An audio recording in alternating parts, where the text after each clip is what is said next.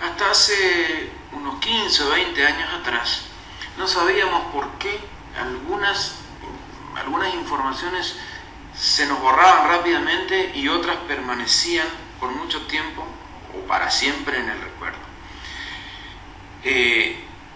Existen al menos 3 tipos de memoria.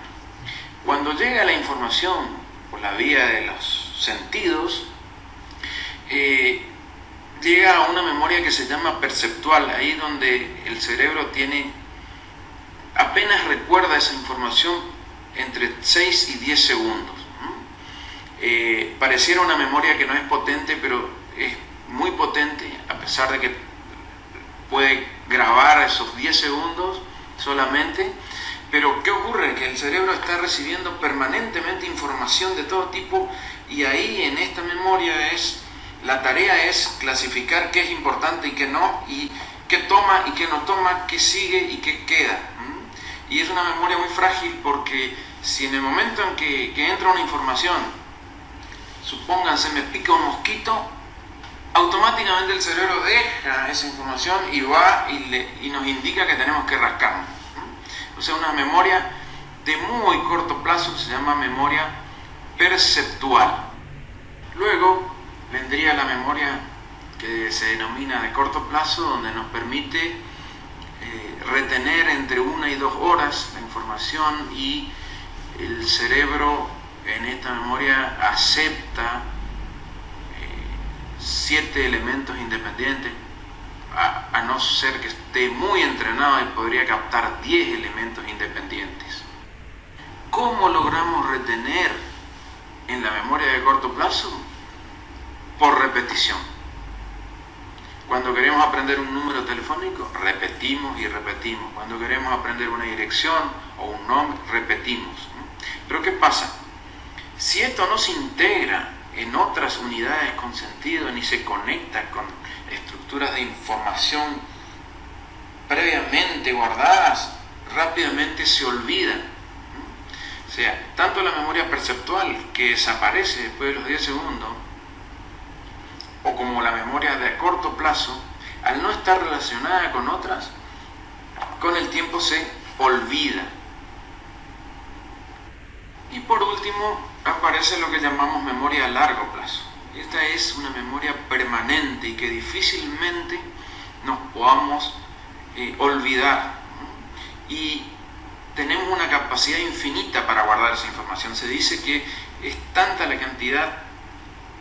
capacidad que tiene el cerebro y que no sabemos aprovechar, que no nos alcanza la vida para poder guardar la información.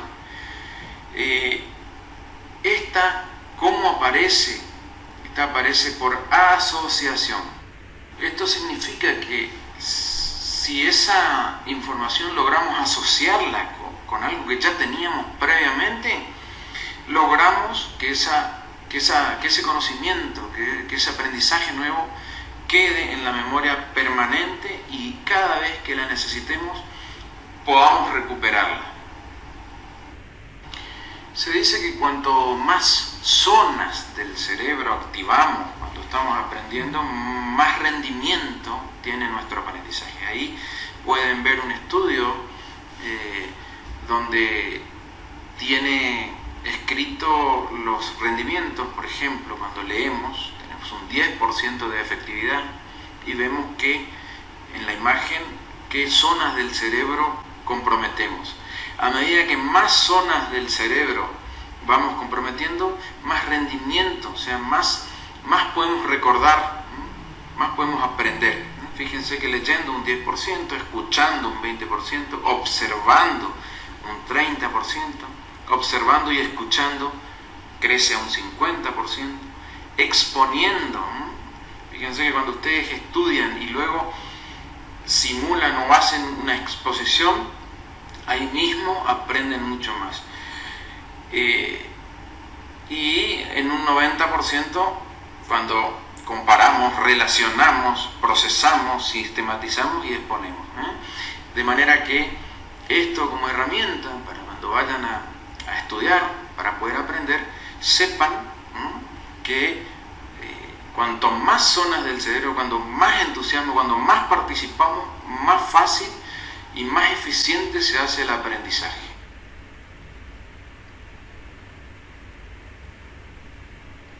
Les voy a mostrar rápidamente dos ejercicios que nos muestran los principios de funcionamiento del cerebro. El primero consiste en mostrarle dos imágenes, ¿no?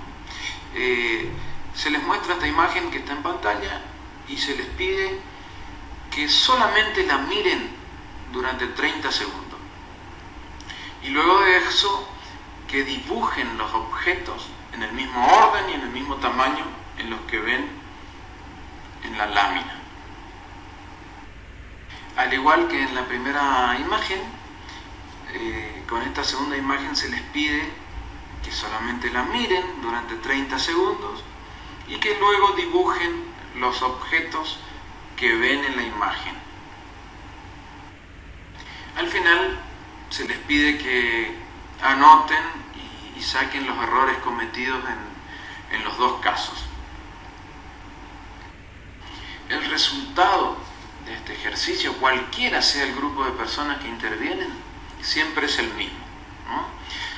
Se cometen muchos más errores en la lámina número 1 que en la lámina número 2. Esto nos indica uno de los principios de cómo funciona el cerebro. El cerebro necesita que la información le llegue asociada entre sí. Fíjense que en las dos láminas había los mismos y la misma cantidad de información, solo que en el primer caso estaba disociada, estaban todos los elementos sueltos. Esos son los elementos que decíamos que hasta 7 podemos captar en la memoria temporal. En cambio, en la segunda lámina estaba la misma cantidad de información, nada más que asociada. En la segunda lámina solo veíamos un paquete de información, o sea, no teníamos que recordar 7 u 11, sino uno, que era una casa. Si bien los elementos que componen la casa eran complejos, pero teníamos que recordar solamente un paquete de información. O sea que el cerebro sí o sí necesita que la información le llegue asociada entre sí. Si no le llega asociada, puede aprender, pero es muchísimo más complejo. Como segundo ejercicio, se les muestra, al igual que en la otra, durante 30 segundos, la imagen de la izquierda donde hay un determinado código que memorizar, que sería a cada número le corresponde un símbolo, y se les pide, luego de observar esa imagen, solo mirarla durante 30 segundos, se les pide que escriban un número, de acuerdo a esos nuevos códigos aprendidos. Si en lugar de la imagen de la izquierda logramos establecer una relación de los códigos con los números de acuerdo a dos patrones ya conocidos, fíjense que la grilla y los números tales como están dispuestos son patrones conocidos. La grilla es la famosa que se ocupa en los juegos que llamamos tatetí, y los números están dispuestos de acuerdo a cómo aparecen en todos los teclados, en el celular. Entonces ahí, fíjense cómo es fácil relacionar y difícilmente nos equivoquemos al escribir cualquier número, cuando tengamos esos mismos códigos pero asociados a patrones ya conocidos y establecidos. Con estos dos simples ejercicios vemos cómo funciona, o sea, tratamos de entender cómo funciona nuestro cerebro y nuestra memoria para sacarle justamente provecho a toda esa gama de nuevos conocimientos que tenemos que aprender. Entonces, el cerebro primero necesita que la información le llegue relacionada entre sí. O sea, es más fácil recordar paquetes, 7 paquetes, que 7 elementos sueltos. Para el cerebro es lo mismo un número 2 que un 200. Entonces, por eso es que los números nos convienen aprender de a paquetes de a 3 o de a 4. Un teléfono 1, 7, 8, 9, ¿no? Es más fácil aprender agrupando, asociando entre sí esa información. Y en segundo lugar, si logramos relacionar con información o con conocimientos o con aprendizajes que previamente ya los teníamos, es difícilmente podamos olvidarlo. Así que esto es lo que pretendemos mostrarle con el único objetivo de que sepan y adquieran ese ejercicio. No se olviden que el cerebro está compuesto por células, y las células, las famosas neuronas, que hay 80.000 millones, y a su vez pueden conectarse cada una con 10.000 otras neuronas vecinas.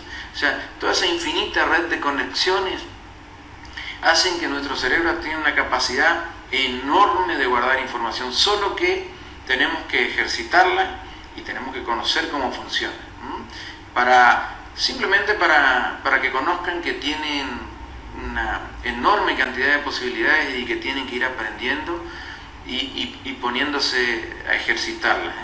Las células, como las otras células que tenemos en el organismo, por ejemplo musculares, si no se las usa se atrofian, y entonces a diferencia que el cerebro no envejece, a medida que más se usa, más conexiones podemos tener y más se aprende y más capacidad tiene nuestro cerebro de aprender. Así que bueno, muchas gracias, y aquel que esté interesado, solamente tengo que decirle que abunda la información acerca de este tema.